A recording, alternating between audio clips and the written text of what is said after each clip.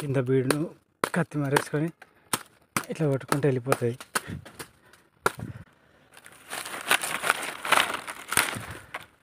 ఇగో ఈగల కింద ఇది పన చెక్క. ఇగో ఇది ఉంది చూసిరా. ఇది కాకుండా దీని కింద ఇంకొకటి ఉంటుంది. ఇక్కడ కన్ఫ్యూజ్ మాత్రం కావద్దు. ఇగో ఈ గొల్ల కింద పన చెక్క. ఫస్ట్ పీస్ కట్ చేసుకోవాలి. ఇప్పుడు దీని కింద పన చెక్క, ఈ క్రాస్ అంతే. హాయ్ ఫ్రెండ్స్, పొద్దుడైతే వెళ్ళింది. మీరు చూసుకోవచ్చు. దాదాపుగా ఇదైతే ఒక 3-4 గొల్లలు అయితే వెళ్ళింది. తాడుకొద్దాం ఇప్పుడు. ఈ గౌడ్స్కు పొద్దులు అనేటివి గత 5 సంవత్సరాల నుంచి అయితే అసలు అనుకూలించలేదు. వాతావరణం కరెక్ట్ లేక ఈ తాళ్ళు అయితే కళ్ళు పారడం లేదు.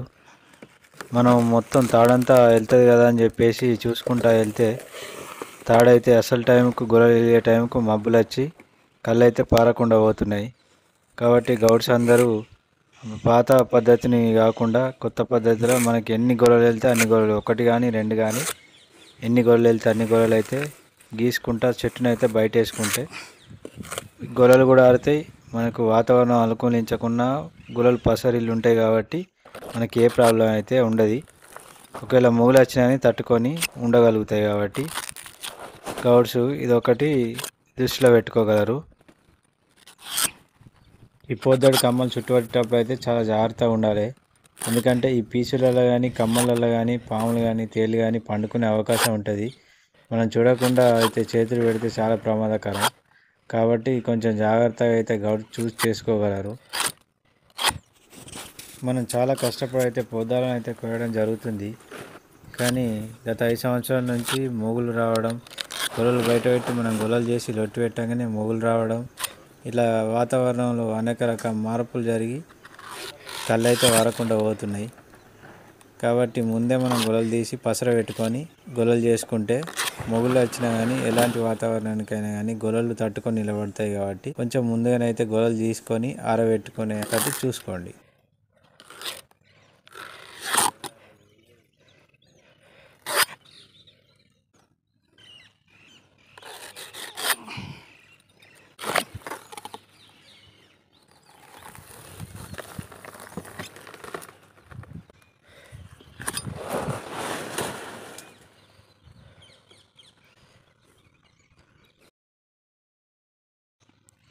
ఇగో వీటి కింద పన చెక్కలు. ఇది తీసేస్తే ఇగో ఈ పక్క కమ్మ ఉంటుంది. ఫస్ట్ అయితే ఈ కమ్మని కట్ చేసుకోవాలి.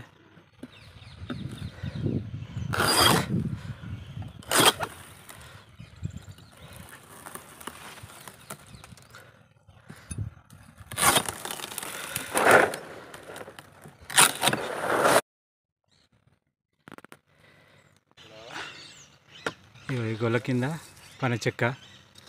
ఫస్ట్ పీస్ కట్ చేసుకోవాలి.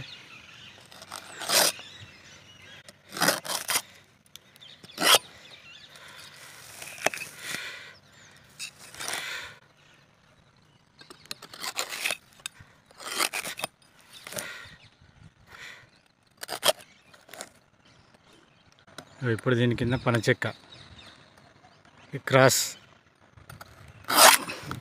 అంతే.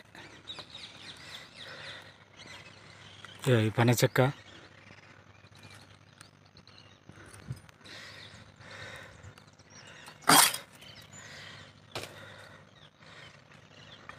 ఇగో ఈగల కింద ఇది పన చెక్క.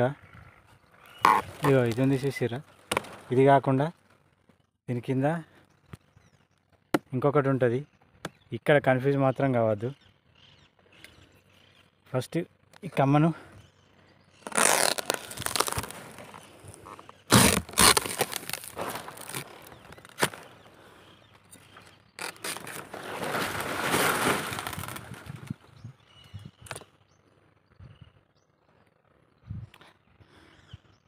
చూసుకోవచ్చు. ఇప్పుడు మీకు ఇది పన చెక్క.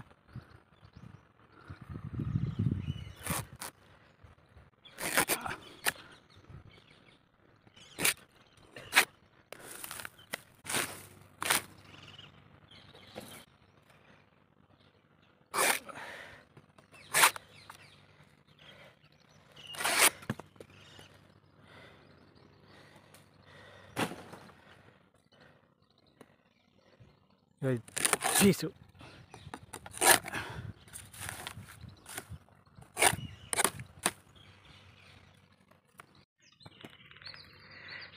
ఈ గోలకు పైన ఉన్నటువంటి కమ్మను ఇది మాత్రం చాలా జాగ్రత్తగా తీసుకోవాలి, లేకపోతే ఈ గోల ఇరిగిపోయే అవకాశం ఉంటుంది. కాబట్టి దీన్ని మనం కత్తెర టైప్ కట్ చేసుకోవాలి.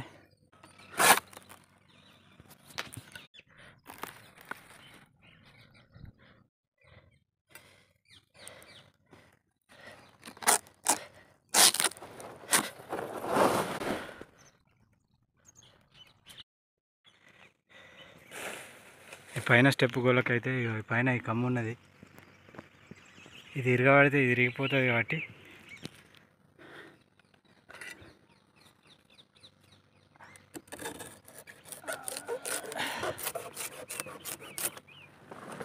గడి తీసుకొని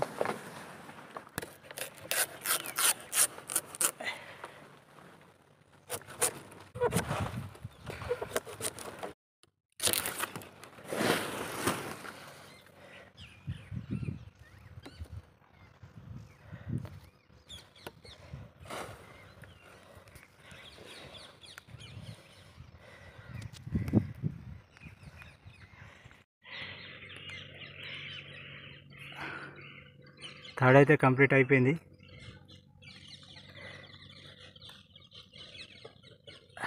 ఈ యొక్క గొల్ల అయితే వేసిన